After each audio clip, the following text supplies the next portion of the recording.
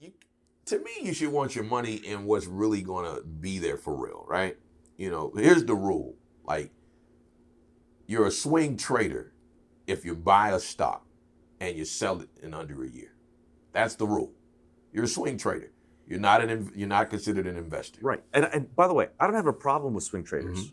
You do whatever it is you want, right? And I know, and I support you 100% when you coach people to take profits. Yeah. I coach people to take profits as well. Okay. Yeah, I'm exactly the same way. All right. One of my son's portfolios went from $8,000 to $46,000.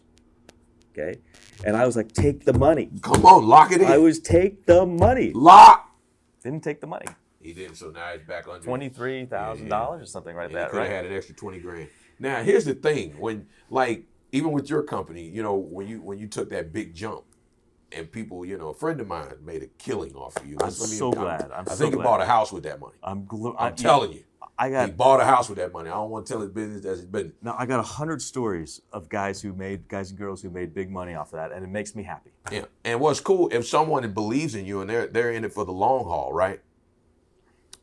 When it takes those jumps, lock those profits and put those profits right back in the company, and now you got even more shares with the same money, and you still got a little money in your pocket. Like, take advantage of that and go long in that way. But for some reason, I don't know, it's a lot of hype out here that convinces people that stocks only go up in a straight line.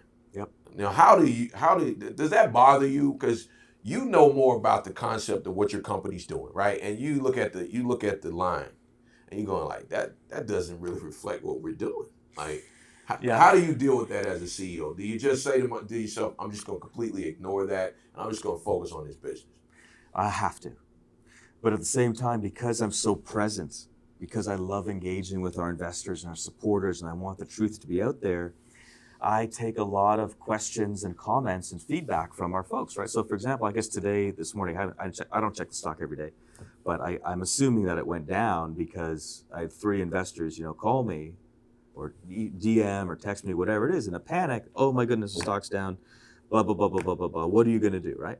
So I get that every day. So I don't like getting that because my response is the same. There's nothing I can do. I'm doing everything I can do, right? Like I can only do what I can do. The market determines the price.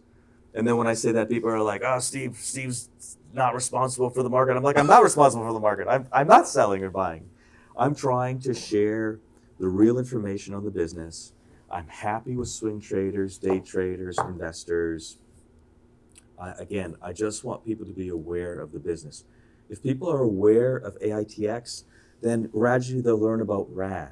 Then they'll say, hey, I have a friend who's a congressman and they're having a problem here. I'm going to introduce them to RAD. And we build the business organically.